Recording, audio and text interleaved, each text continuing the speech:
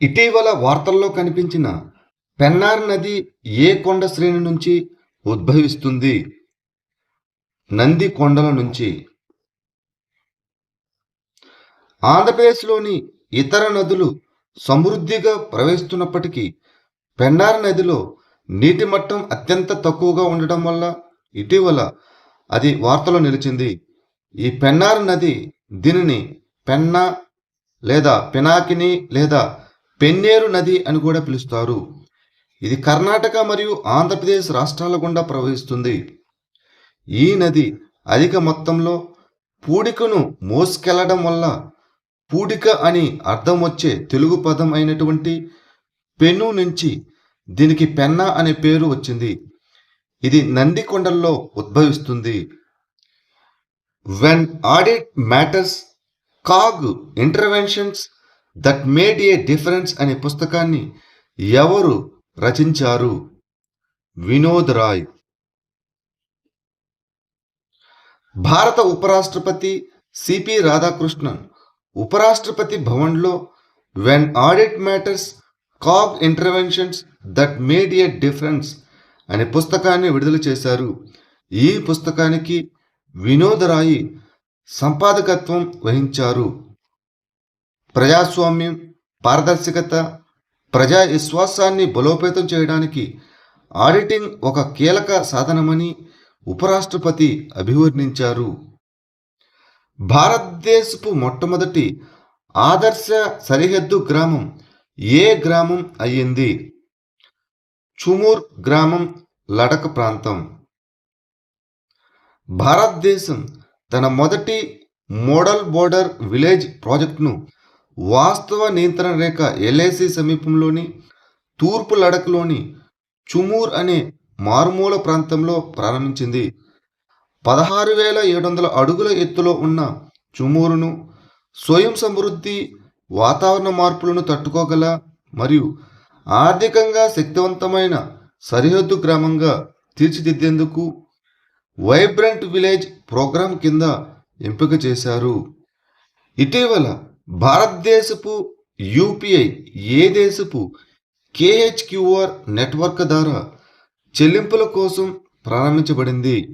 Cambodia. భారతదేశపు unified payments interface UPI Cambodia యొక్క కేహెచ్క్యూఆర్ network ద్వారా చెల్లింపుల కోసం ప్రారంభించబడింది. ఎన్పిసిఐ ఇంటర్నేషనల్ పేమెంట్స్ లిమిటెడ్ ఎన్ఐపిఎల్ మరియు ఎక్లెడా బ్యాంకుల భాగస్వామ్యంతో ప్రారంభించబడిన ఈ అనుసంధానం భారతీయ ప్రయాణికులు తమకు సుపరిచితమైన యూపీఐ యాప్లను ఉపయోగించి కంబోడియా వ్యాప్తంగా ఉన్న 45 లక్షలకు పైగా వ్యాపార కేంద్రాల వద్ద క్యూహెచ్క్యూఆర్ కోడ్లను తక్షణమే స్కాన్ చేయడానికి అనుమతిస్తుంది. ఇది కంబోడియా పౌరులు తమ స్థానిక కేహెచ్క్యూఆర్ ప్రారంభించబడిన యాప్లను ఉపయోగించి భారతదేశంలోని యూపీఐ వ్యాపార కేంద్రాల వద్ద స్కాన్ చేసి చెల్లించడానికి వీలు కల్పిస్తుంది. ప్రతిష్టాత్మక ప్రిన్సెస్ ఆఫ్ అస్టూరియాస్ స్పోర్ట్స్ అవార్డును అందుకున్న తొలి ఫుట్బాల్ క్రీడాకారుడు ఎవరు? Lionel Messi. లియోనెల్ మెస్సీకి 2026 Princess of Asturias sports award లభించింది. ఈ ప్రతిష్టాత్మక స్పానిష్ పురస్కారాన్ని అందుకున్న తొలి వ్యక్తిగత ఫుట్బాల్ క్రీడాకారుడిగా ఆయన నిలిచారు. ఈ అవార్డు మైదానంలో ఆయన సాధించిన అసాధారణ విజయాలనే కాకుండా ఆయన కెరీర్ పొడవునా చేసిన మానవతా సేవ, నాయకత్వం మరియు ఆదర్శప్రాయమైన ప్రవర్తన కూడా గుర్తిస్తుంది. మెస్సీ సాధించిన చారిత్రాత్మక క్రీడా విజయం, వినయం, వృత్తి నైపుణ్యం మరియు విద్య, ఆరోగ్య సంరక్షణ కార్యక్రమాల పట్ల ఆయనకున్న నిబద్ధతను జ్యూరీ ప్రశంసించింది. ఇందిరా మహిళా శక్తి పథకం కింద మహిళల నేతృత్వంలోని సౌర విద్యుత్ కార్యక్రమాన్ని ఏ రాష్ట్ర ప్రభుత్వం ప్రారంభించింది? తెలంగాణ. తెలంగాణ ప్రభుత్వం ఖమ్మం జిల్లాలోని వెంకటాపురం గ్రామంలో ఇందిరా మహిళా శక్తి పథకం కింద మహిళల నేతృత్వంలోని సౌర విద్యుత్ కార్యక్రమాన్ని ప్రారంభించింది. వడ్డీ లేని రుణాలు, పెట్రోల్ బంకులు, క్యాంటీన్లు, పసుపు బాయిలర్ ప్లాంట్లు, ధాన్యం సేకరణ కేంద్రాలు మరియు సౌర ప్రాజెక్టుల నిర్వహణ ద్వారా ప్రభుత్వం మహిళల ఆర్థిక సాధికారతను ప్రోత్సహిస్తుంది. 2030 నాటికి 20,000 మెగావాట్ల సౌర విద్యుత్తును ఉత్పత్తి చేయాలని, ప్రతి జిల్లాల్లో ఇలాంటి మహిళా నిర్వహణ సౌర ప్లాంట్లను స్థాపించాలని తెలంగాణ లక్ష్యంగా పెట్టుకుంది. ఇటీవల కింగ్ చార్లెస్ III నుంచి నైట్హుడ్ పొందిన సర్ అయిన నటుడు ఎవరు? Idris Elba. ప్రఖ్యాత బ్రిటిష్ నటుడైన Idris Elba King Charles III నుంచి అధికారికంగా నైట్హుడ్ను అందుకుని ప్రతిష్టాత్మకమైన సర్ బిరుదును పొందారు. ఈ అధికారిక బిరుదు ప్రదానోత్సవం 2026 జూన్ 2 మంగళవారం నాడు విండ్సర్ కోటలో జరిగింది. 2025 చివరిలో రాజుగారి నూతన సంవత్సర గౌరవాల జాబితాలో ఆయన పేరు మొదట చేర్చబడినప్పటికీ ఈ కార్యక్రమంలో సంప్రదాయ నైటింగ్ ఆచారం నిర్వహించబడింది. ఈ ఆచారంలో రాజుగారు ఒక లాంఛనప్రాయమైన కత్తితో గ్రహీత భుజాలపై తడతారు. క్యారీ మీ బ్యాగ్ పాలసీని ఏ పుణ్యక్షేత్రంలో ప్రారంభించారు? కేదార్నాథ్. కేదార్నాథ్ నగర పంచాయతీ ఆధ్వర్యంలో కేదార్నాథ్లో క్యారీ మీ బ్యాగ్ పాలసీ ప్రారంభించబడింది. చార్ధామ్ యాత్ర సమయంలో ఉత్పన్నమయ్యే ప్లాస్టిక్ మరియు పొడి వ్యర్థాలను తగ్గించడం, సున్నితమైన హిమాలయ పర్యావరణ వ్యవస్థను పరిరక్షించడం ఈ కార్యక్రమం యొక్క లక్ష్యం.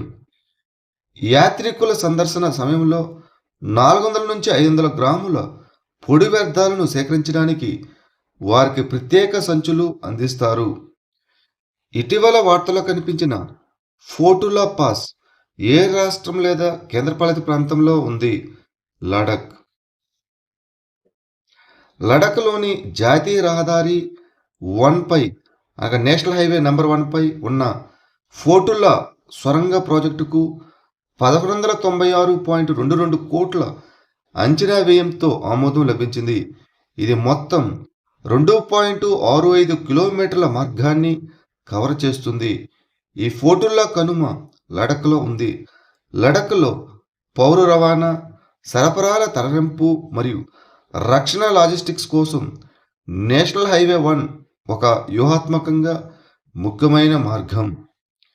ఇటీవల వార్తల్లో ప్రస్తావించబడిన బోలైడ్ అనగా ఏమిటి? ఇదొక ఉల్కా మిటియోర్.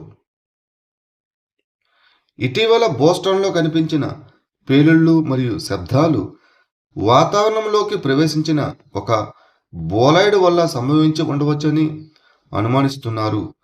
బోలైడ్ అనేది ఒక పెద్ద, అత్యంత ప్రకాశవంతమైన ఉల్కా. ఇది తరచుగా ఎగువ వాతావరణంలో పేలుతుంది. ఇదొక ప్రకాశవంతమైన కాంతి మెరుపును సృష్టిస్తుంది మరియు పెద్ద సోనిక్ భూములను కూడా ఉత్పత్తి చేయగలదు.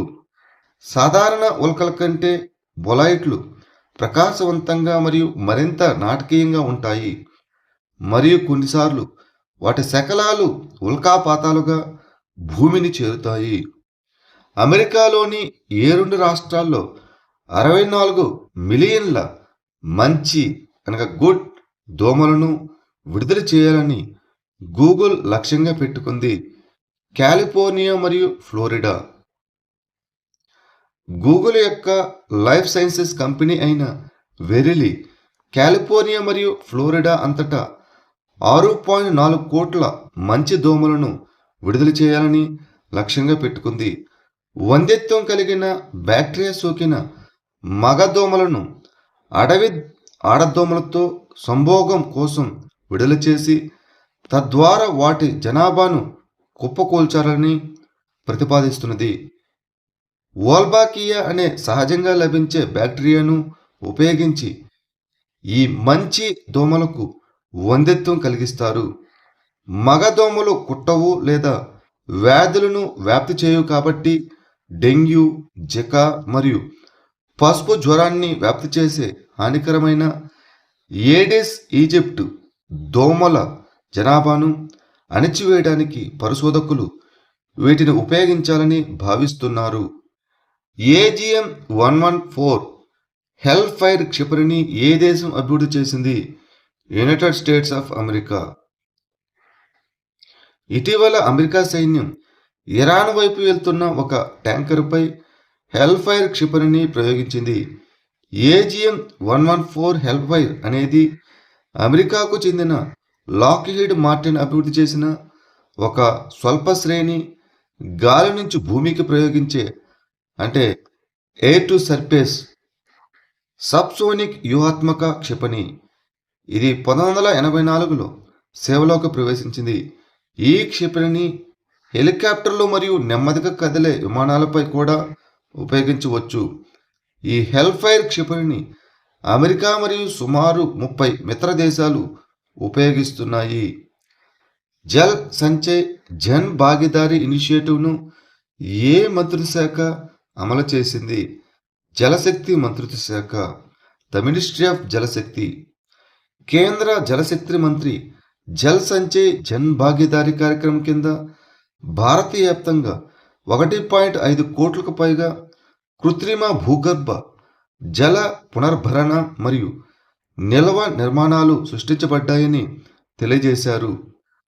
ప్రజా భాగస్వామ్యం ద్వారా భూగర్భ జల పునర్భరణ మరియు నీటి సంరక్షణను ప్రోత్సహించడానికి 2024లో జల్ సంచయ్ జన్ భాగీదారిని ప్రారంభించారు.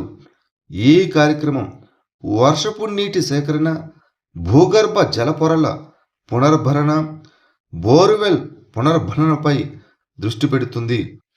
దీనిని జలశక్తి మంత్రిత్వ శాఖ అమలు చేస్తుంది. కరువు పీడిత నైరుతి ప్రాంతంలో నీటి నిర్వహణను మెరుగుపరచడానికి బంగ్లాదేశ్ ఏ ప్రధాన నది ఇంజనీరింగ్ ప్రాజెక్టు నిర్మాణానికి ఆమోదం తెలిపింది? పద్మా బ్యారేజ్. బంగ్లాదేశ్ $2.8 బిలియన్ భారీ నిధి నియంత్రణ మౌలిక సదుపాయాలైన పద్మా బ్యారేజ్ ప్రాజెక్టు మొదటి దశకు ఆమోదం తెలిపింది. పద్మా నదిపై రాజుబారి జిల్లాల్లో ఉన్న దీని ముఖ్య ఉద్దేశం ఎండిపోతున్న నదీ వ్యవస్థలను పునరుద్ధరించడం, ఉప్పునీటి చొరబాటును నిరోధించడం మరియు నైరుతిలోని కరువు పీడిత 19 జిల్లాల్లో నీటిపారుదల సౌకర్యాలను మెరుగుపరచడం. తాజా ప్రపంచ బాక్సింగ్ ర్యాంకింగ్స్లో మహిళల 57 కేజీల విభాగంలో ప్రపంచ నంబర్ 1గా నిలిచిన భారత బాక్సర్ ఎవరు? జైస్మిన్ లంబోరియా. తాజా ప్రపంచ బాక్సింగ్ ర్యాంకింగ్స్లో భారతదేశం తన బలమైన స్థానాన్ని నిలుపుకుంది. మహిళల 57 కేజీల విభాగంలో జైస్మిన్ లంబోరియా ప్రపంచ నంబర్ 1 స్థానానికి ఎగువాకింది. ఇక మహిళల 48 కేజీల విభాగంలో మీనాక్షి తన ప్రపంచ నంబర్ 1 ర్యాంకును నిలబెట్టుకుంది.